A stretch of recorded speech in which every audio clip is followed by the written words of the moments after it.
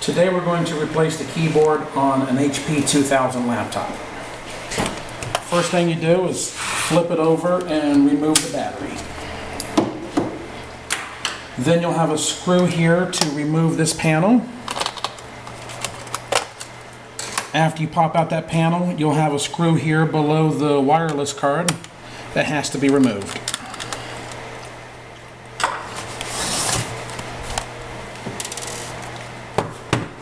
After you remove that screw, there will be 5 clips here that release the keyboard.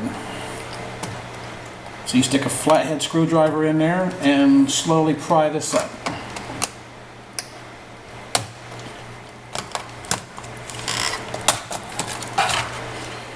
Then you'll remove the ribbon cable. Then you'll want to make sure you put the ribbon cable back in the same direction.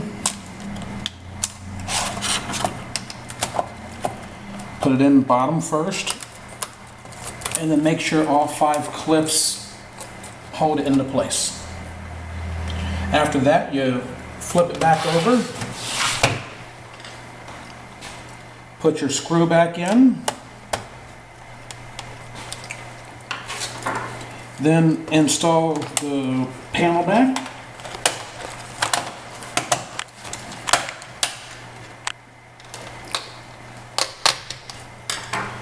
Put your battery back in, and your keyboard is replaced.